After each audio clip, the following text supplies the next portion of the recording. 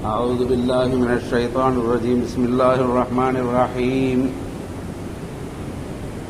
نحمده ونستعينه ونصلي على رسوله الكريم. أما بعد، قال الله تعالى في القرآن العظيم: رب اشرح لي صدري ويسر لي أمري واحلل عقدة من لساني يفقهوا قولي.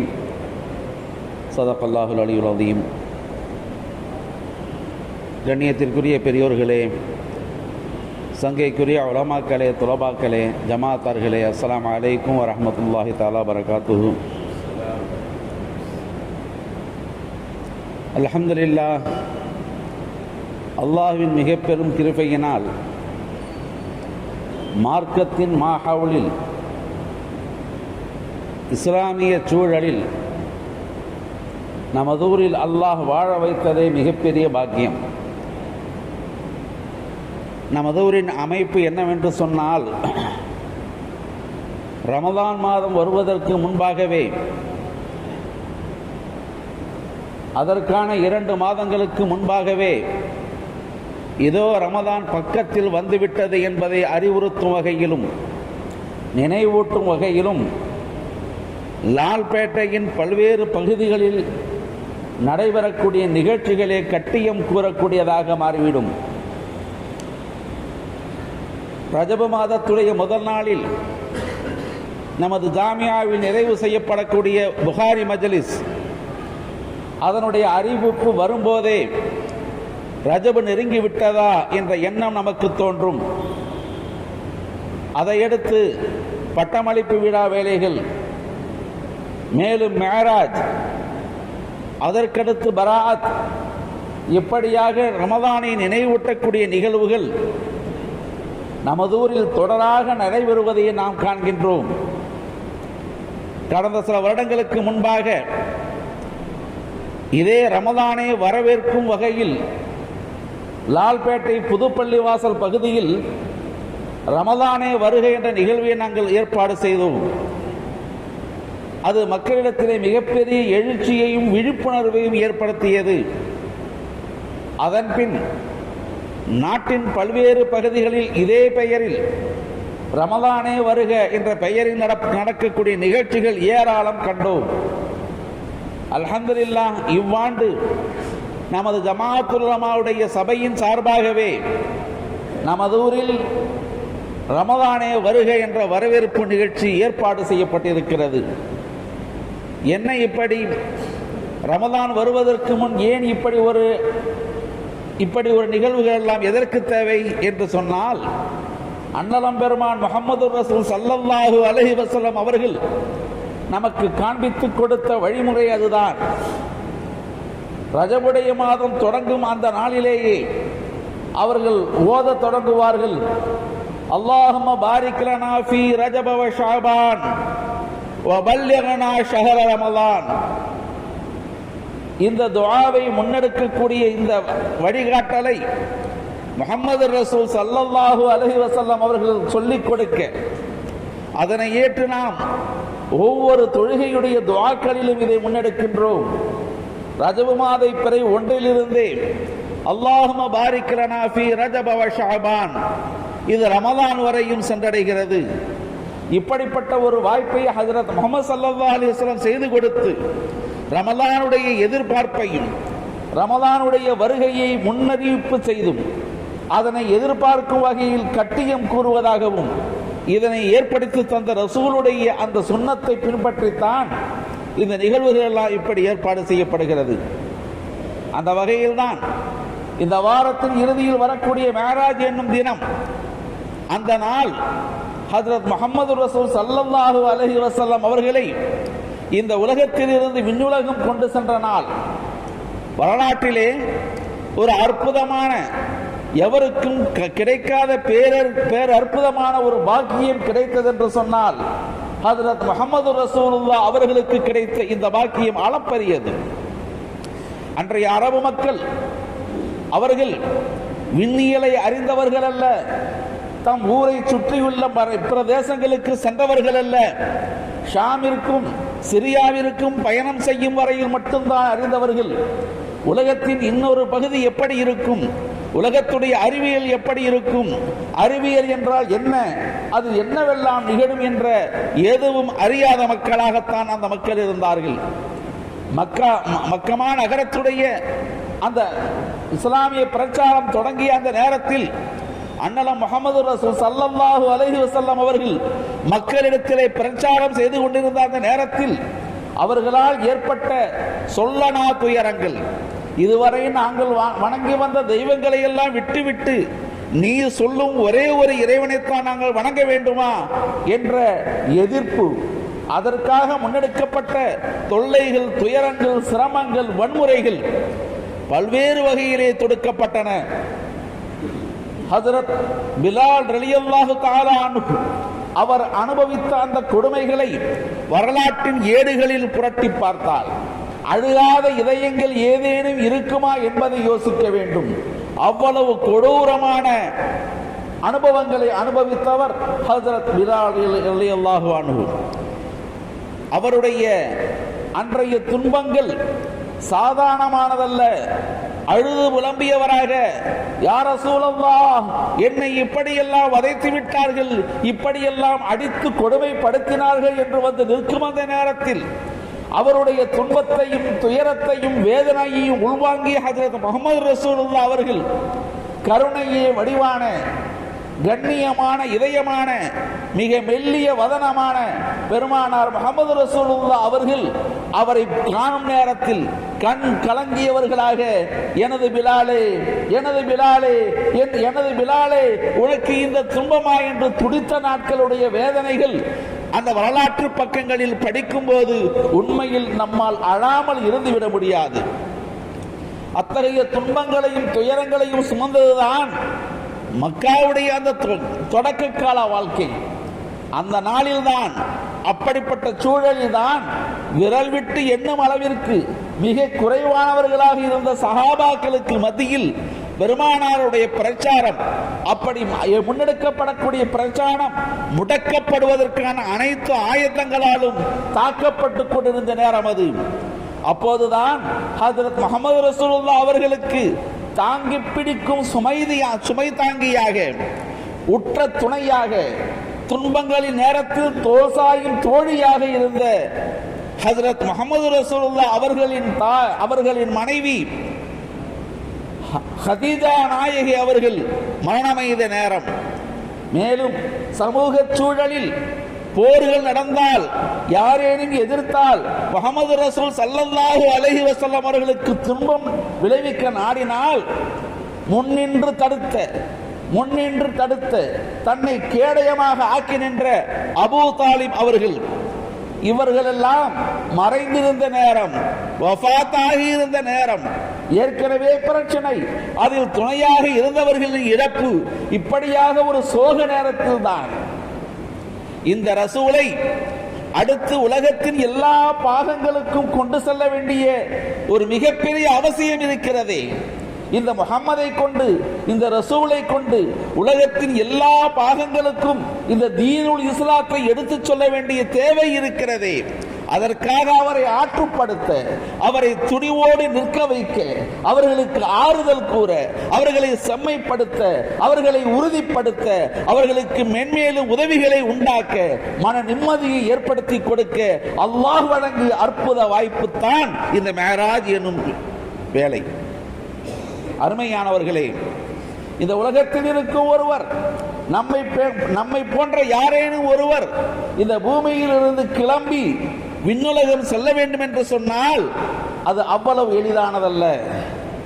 மனிதர்கள் அவர்களின் முயற்சியினால் ஏற முடியும் என்று சொன்னால் தமது ஊருக்கு அருகில் இருக்கக்கூடிய மலை குன்றுகள் அவற்றின் மேல் ஏறலாம், தங்கள் வீடுகளில் இருக்கக்கூடிய மாடிகளுக்கு மேல் ஏறலாம். இவ்வளவுதான் மனிதனுடைய ஆற்றல். அதுவே துபையில் இருக்கக்கூடிய புர்ஜ் கலீஃபா, அதில் முழுமையாக ஒரு மனிதன் ஏறிவிட முடியுமா? உயர்ந்த கட்டிடங்களில் இருக்கக்கூடிய படிகள் மூலமாக ஏறிவிட முடியுமா என்று சொன்னால் முடியாது. ஏன் என்று சொன்னால் ஏறுதல் என்பது சாதாரணமான நடையை போன்றது அல்ல. நடக்கும் மனிதனுக்கு இருக்கும் ஆற்றலும் ஏறும் மனிதனுக்கு இருக்கும் ஆற்றலும் வித்தியாசமானது, மிகவும் பாரதூரமானது. மனிதன் நடப்பதென்று சொன்னால் சமதளத்தில் நடக்கின்றான். அவனுடைய உடலிலே உள்ள உறுப்புகள் அனைத்தும் சமமாகவே இயங்கும், பிரச்சனை ஒன்றுமில்லை. ஆனால் இதே மனிதன் மேலே ஏற வேண்டும் என்று சொன்னால் ஒவ்வொரு படியும் ஏற ஏற மனிதனுடைய நிலைகள் மாறிக்கொண்டே இருக்கும். அவனுடைய உடல் இயக்கம், மனிதனுடைய ஆற்றல், அது இயங்கும் விதிமுறைகள் மாறிக்கொண்டே இருக்கும்.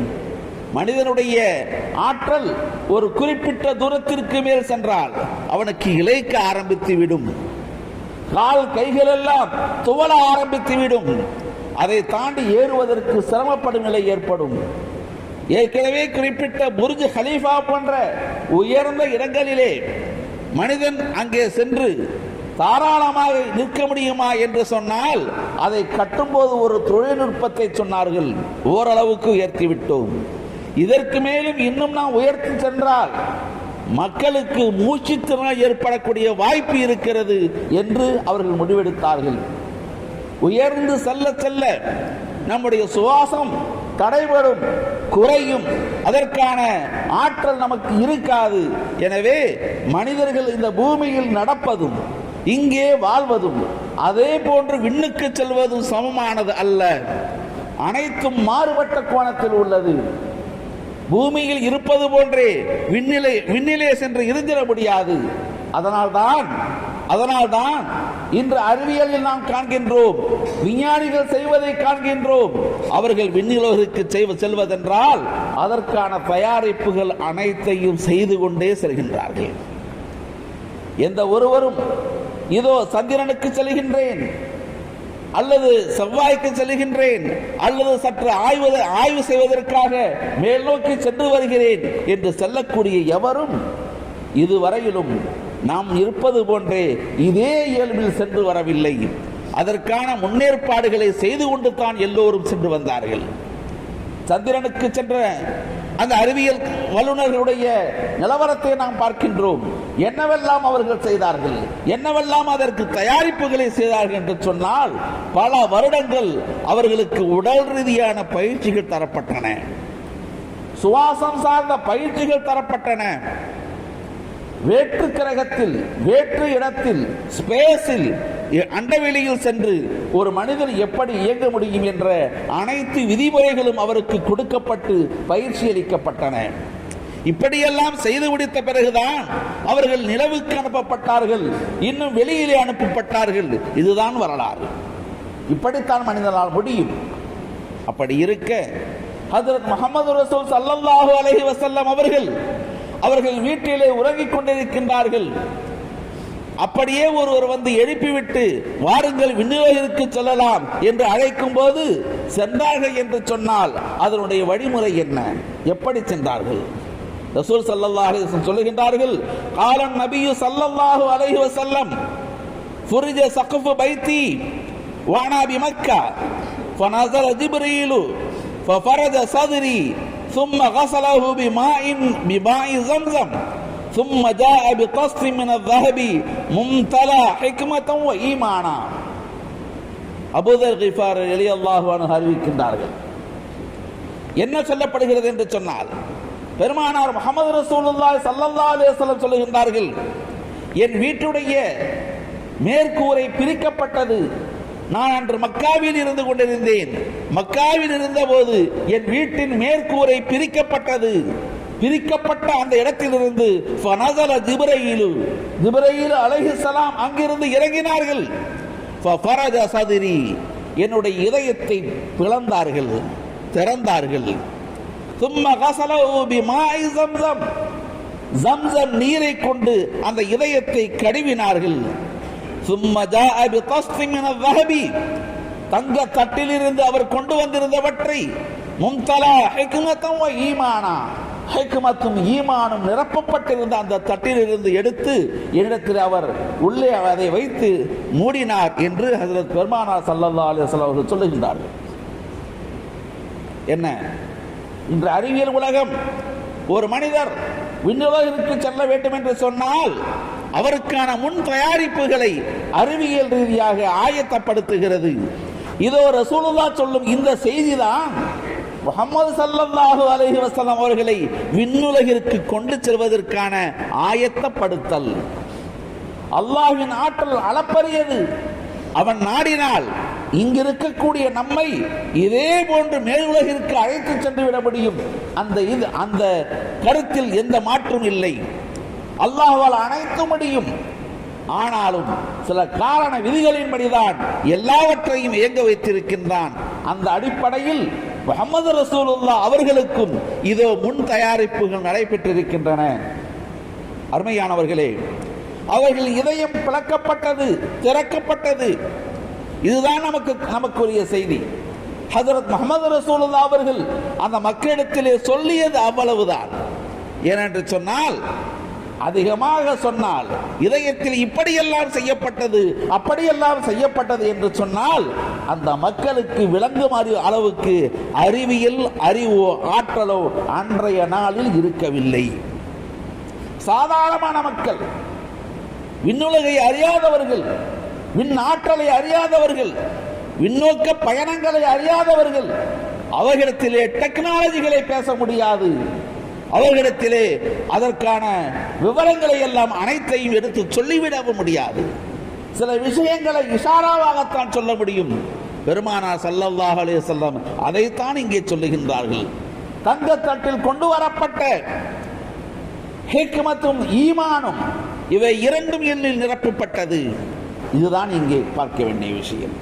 ஹிக்மத் அதுதான் டெக்னாலஜி, ஈமான் அதுதான் இறை நம்பிக்கை.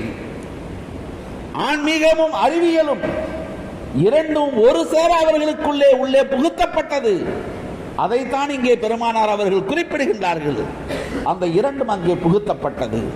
என்ன அவற்றில் இருந்தது என்று சொன்னால், விண்ணேறி செல்லக்கூடிய முஹம்மது ரசூலுல்லாஹ் அவர்களுக்கு உடல் ரீதியாக, மன ரீதியாக, மூச்சு இன்னும் பிராணவாயு உள்ளிட்ட எல்லாம் அவருக்கு வேண்டும். அனைத்தும் தயார் செய்யப்பட்டதாகத்தான் இதை அறிவியல் வல்லுநர்கள் எடுத்துச் சொல்லுகின்றார்கள். அந்த அளவிற்கு முஹம்மது ரசூலுல்லாஹ் அவர்கள் ஜம்ஸம் நீரால் கழுவப்பட்ட அந்த இதயத்தில் முன் தயாரிப்புகள் அனைத்தும் செய்யப்பட்டு வைத்து அதை கொண்டுதான் விண்ணுலகம் ஏற்றப்பட்டார்கள் என்ற செய்தியை அறிவியல் வல்லுநர்கள் குறிப்பிடுகின்றார்கள். அருமையானவர்களே, எத்தகைய ஒரு செயல் என்பதை பாருங்கள். மேராஜ் என்று சொன்னாலே அது தொடக்கம் முதல் கடைசி வரையிலும் அனைத்துமே அறிவியல் சார்ந்த விஷயங்கள் தான். ஒவ்வொரு நிகழ்வையும் பகுத்தாய்ந்தால் அதற்குள் அறிவியல் சார்ந்த அனைத்துமே இருக்கிறது. அறிவியலை விட்டும் அப்பாற்பட்ட எதுவும் காண கிடைக்கவில்லை. அந்த அளவிற்கு முழுமையான அறிவியலை சார்ந்ததாகத்தான் மேராஜ் என்ற பயணம் இன்று இருக்கிறது. சவால் விட்டு சொல்லலாம், 1440 ஆண்டுகளுக்கு முன்னால் எங்கள் முஹம்மது ரசூலுல்லாஹ் அவர்கள் விண்ணுலகிற்கு சென்று வந்தார்கள். அவர் சொல்லியவைகள், கண்டு வந்து சொன்னவைகள் வரலாற்று பதிவுகளிலே இருக்கின்றன. அவற்றை இன்றைய உலகம் ஆம் அவர்கள் சொன்னது போல் இருக்கிறது என்று சொல்லுகிறது. இதுதான ஆதாரம். அவர்கள் விண்ணுலகிற்கு எப்படியெல்லாம் சென்றார்கள், என்னவெல்லாம் கண்டார்கள் என்பதை சொல்ல முடியும். குறிப்பிட்ட ஒரு விஷயம், முஹம்மது ரசூல் ஸல்லல்லாஹு அலைஹி வஸல்லம் அவர்கள் சொல்லுகின்றார்கள், அந்த மேராஜுடைய நேரம் எவ்வளவு நேரம் இருந்தது, மேராஜ் பயணம் ஒட்டுமொத்தமாக நடந்த நேர அளவு எவ்வளவு என்று கேட்கப்பட்ட போது ரசூலுல்லாஹ் சொல்லுகின்றார்கள், என் படுக்கையில் நான் படுத்திருந்தேனே, அந்த தரை சூடு அடங்குவதற்கு முன்னால் நான் அனைத்து இடங்களுக்கும் சென்று திரும்பி வந்து விட்டேன். எப்படி? ஒரு சில நிமிடங்கள். தரையில் இருக்கக்கூடிய சூடு எவ்வளவு நேரம் ஆறுவதற்கு, அதற்குள் சென்று வந்து விட்டேன் என்று சொல்லுகின்றார்கள். அப்படியானால் இவ்வளவு சில வினாடிகள், சில நிமிடங்களுக்குள்ளாக இதையெல்லாம் சாதித்து முடித்துவிட்டு இவ்வளவு பெரிய வேலைகள் எல்லாம் நிகழ்த்திவிட்டு வந்துவிட முடியுமா? என்னவெல்லாம் செய்ததாக பெருமானார் சொல்லுகின்றார்கள் என்பதை பாருங்கள். 3 வகை பயணம் அல்லவா? அல் இஸ்ரா, சுப்ஹானல்லதி அஸ்ரா பி அப்திஹி லைலம் மினல் மஸ்ஜிதில் ஹராம் இலல் மஸ்ஜிதில் அக்ஸா. இஸ்ரா என்ற பயணம் மக்காவில் உள்ள ஹரம் ஷரீஃபிலிருந்து பைத்துல் முகத்தஸ் இருக்கக்கூடிய ஜெருசலம் வரையிலும் இஸ்ரா என்ற பயணம். பைத்துல் முகத்தஸிலிருந்து விண்ணோக்கி சென்று வானத்தின் கதவுகளை தட்டி திறந்து உள்நுழைந்தார்களே, மெஹராஜ் என்ற பயணம்.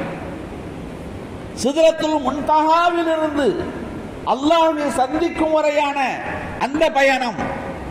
3 வகையான பயணங்களை ஹஜ்ரத் முஹம்மது ரசூலுல்லாஹ் அவர்கள் செய்து வந்தார்கள். ஒவ்வொரு பயணத்திலும் அவர்கள் எதையெல்லாம் கண்டார்கள் என்ற அந்த காட்சிப்படுத்தல் வகை வகையாக இருக்கிறது, வரிசை வரிசையாக இருக்கிறது, எண்ணற்றவைகள் இருக்கிறது. இவ்வளவையும் பார்ப்பதற்கும் அதை உள்வாங்குவதற்கும் எவ்வளவு நேரம் தேவை? ஒவ்வொன்றையும் கேள்வி கேட்டு அதற்கான பதிலை பெற்று தானும் அதை புரிந்து கொள்வதற்கு எவ்வளவு நேரம் தேவை?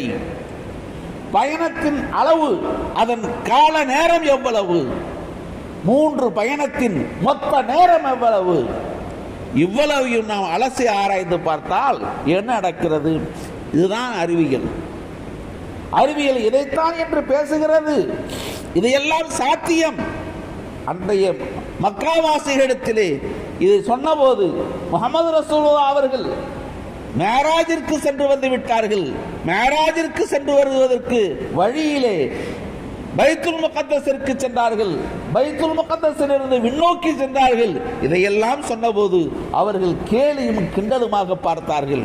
என்ன, முஹம்மத் ஒரே இரவில் ஜெருசலம் போய்விட்டாராம், அங்கிருந்து வானம் சென்றாராம், எல்லாவற்றையும் பார்த்துவிட்டு வந்து விட்டாராமே என்று கேலி பேசியவர்கள் அவர்கள்.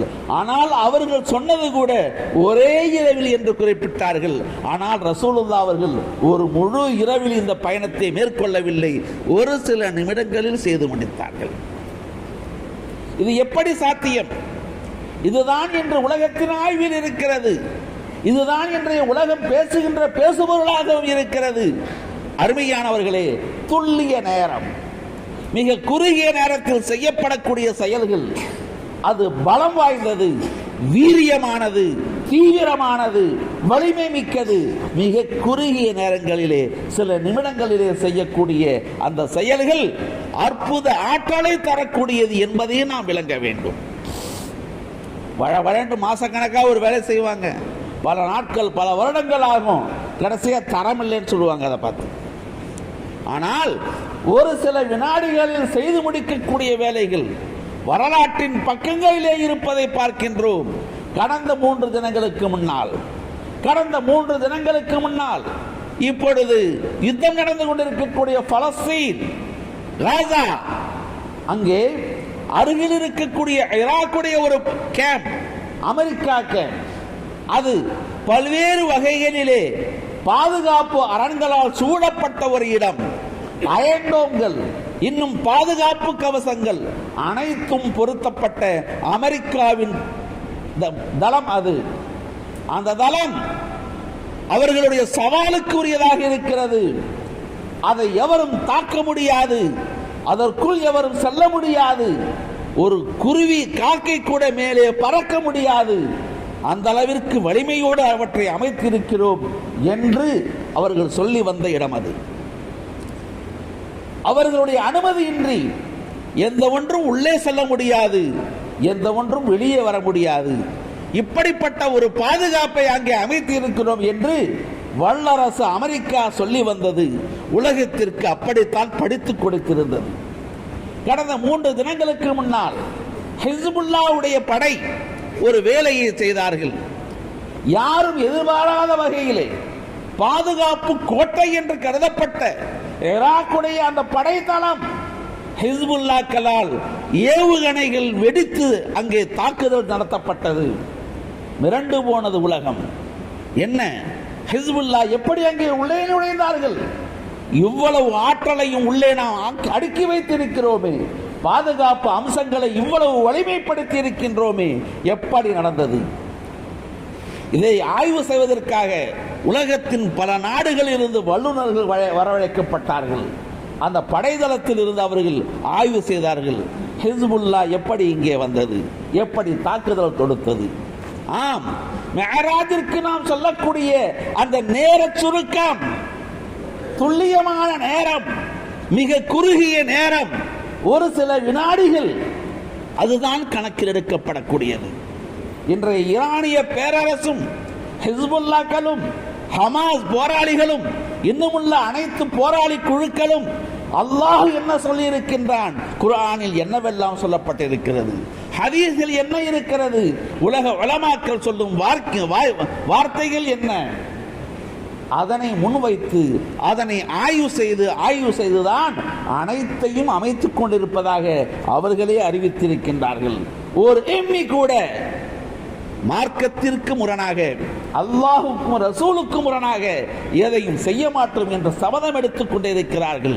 அவர்கள் அனைத்தையும் ஹதீஸின் ஒளியிலே, குர்ஆனின் ஒளியிலே அணுகக்கூடியவர்களாக இருக்கின்றார்கள். அவர்கள் இந்த தாக்குதலை நடத்தியிருப்பது எப்படி என்பதை உலக வல்லுநர்கள் ஆய்வு செய்கின்றார்கள். என்ன இந்த ஹிஸ்புல்லாக்கள் எங்கிருந்து பெற்றார்கள் இந்த டெக்னாலஜியை வியந்து பார்க்கின்றார்கள். செய்தி கிடைக்கின்றது அவர்களுக்கு. ஆம், அவர்கள் போட்ட திட்டம் உலகத்தின் எவருடைய சிந்தனையிலும் உதிக்காத ஒரு திட்டம் என்று அவர்கள் வெளிப்படுத்திய செய்திதான் ஆச்சரியமூட்டுவதாக இருந்தது. பாதுகாப்பு மிக்க அந்த படைத்தளம், அவர்கள் தம்முடைய விமானங்களை வெளியே அனுப்புவார்கள். உளவு விமானங்கள் வெளியே சென்ற விமானங்கள் திரும்பி வரும். அவர்கள் ஏற்படுத்தி இருக்கக்கூடிய அயன்டோம் மற்றும் பாதுகாப்பு அமைப்புகள் அந்த விமானம் வெளியே செல்லும் போது சுட்டு வீழ்த்திவிடக் கூடாது, திரும்பி வரும்போது அவற்றை சுட்டி வீழ்த்தி விடக்கூடாது. இந்த இரண்டு காரணங்களுக்காக வெளியில் செல்லும் போதும் உள்ளே வரும்போதும் ஒரு சில வினாடிகள் அனைத்தையும் ஆஃப் செய்வார்கள். 75 செகண்ட்ஸ், 1.25 நிமிஷம் ஆஃப் செய்வாங்க. அந்த பாதுகாப்புக்குரிய அவர்களுடைய அனைத்தும் வெளியேறும். அதே போன்று வேலையை முடித்து திரும்பி வருவதற்கு அது ஆஃப் செய்யப்படும், உள்ளே வந்து அமர்ந்துவிடும். இந்த நேர துல்லியத்தை சாதாரணமானவர்களோ அல்லது குறைந்த டெக்னாலஜி உள்ளவர்களாலோ எண்ணக்கூட முடியாது, சிந்திக்க கூட முடியாது. ஆனால் இதை மோப்பம் பிடித்த அந்த போராளி குழு சரியாக அதை லாபகமாக பயன்படுத்தியது. அவர்களுடைய ஒரு உளவு விமானம் உள்ளே சென்று கொண்டிருக்கிறது. அதன் பின்னாலேயே இவர்கள் அனுப்பிய ஸ்கெட்ச் உள்ளே சென்றடைகிறது. இரண்டும் ஒரு சேர உள்ளே போகிறது, தாக்கிவிட்டது. இதுதான் அதிர்ச்சிக்குரியதாக உலகம் பார்க்கின்றது. என்ன நடக்கிறது தெரியுதா? முஹம்மது ரசூலுல்லாஹ் அவர்களுடைய அந்த மேராஜ் பயணத்தில் எடுக்கப்பட்ட துல்லியமான நேரம், ஒரு சில வினாடிகளில் ஏற்படுத்தப்பட்ட அந்த துல்லிய கணக்கீடு, இந்த நேரத்தில் என்ன செய்ய வேண்டும், எவ்வளவு விரைவாக என்னென்ன வேலைகளை முடிக்க வேண்டும், எந்த நேரத்தில் எந்த ஊருக்கு செல்ல வேண்டும், மஸ்ஜிதுல் ஹராமில் இருந்து அக்ஸாவிற்கு செல்லும் நேர தூரம் எவ்வளவு, அங்கிருந்து வானத்திற்கு செல்லும் நேரம் எவ்வளவு, அங்கிருந்து விண்ணோக்கி சென்று அல்லாஹ்வை சந்திக்கும் நேரம் எவ்வளவு, இந்த துல்லிய கணக்கீடுகள் அமைப்பின் முறையாக சரியாக வகுக்கப்பட்டிருக்கிறது. அப்படித்தான் ரசூலுல்லாஹ் அவர்கள் அழைத்து செல்லப்பட்டு திரும்பி வந்தார்கள். அந்த கணக்கீட்டு முறையை இவர்கள் ஆய்வு செய்து இன்று உலகத்திற்கு பேரதிர்ச்சி தந்திருக்கின்றார்கள். இஸ்லாம் சொல்லக்கூடிய நுண்மான் புலம் மிக நுட்பமானவைகள், நாம் அற்பமாக கருதக்கூடிய ஒரு சிறு கீற்று கூட எவ்வளவு பெரிய விளைவை ஏற்படுத்தும் என்பதற்கு இதுதான் அத்தாட்சி. ஈமானும் இஸ்லாமும் வகுத்து தரக்கூடிய, அல்லாஹ் தரக்கூடிய ஹிக்மத் என்னும் ஆற்றல்கள், தொழில்நுட்பங்கள் அனைத்தும் சாதாரணமானவை அல்ல. மேராஜில் புதைந்து கிடக்கக்கூடிய தொழில்நுட்பங்கள் 1, 2 அல்ல, ஆரம்பம் முதல் இறுதி வரையிலும் அறிவியலாகவே பயணிக்கிறது. அவ்வளவு ஆற்றல் மிக்க செயல்களை கொண்ட இந்த அமலில் சொல்ல வந்த விஷயம் நிறையா இருக்கு. ஒரு பக்கத்தில் கூட என்ன முடிக்கல, நான் அதுக்குள்ள நேரமே முடிஞ்சு போச்சு. குறைஞ்சது 3 மணி நேரம் 4 மணி நேரம் பேச வேண்டிய செய்தி இதெல்லாம். அல்ஹம்துலில்லாஹ் நேரம் முடிஞ்சிருச்சு. ஆக மேராஜ் என்ற இந்த பேராற்றல் மூலமாக அல்லாஹ் இந்த சமூகத்திற்கு மிகப்பெரிய அறிவு ஆற்றலை காண்பிக்கின்றான். கற்றுக்கொள்ள வாருங்கள், சிந்தனை செய்ய வாருங்கள். துலபாக்களே, மாணவ செல்வங்களே, உங்களுக்கு தான் இந்த கடமை இருக்கிறது.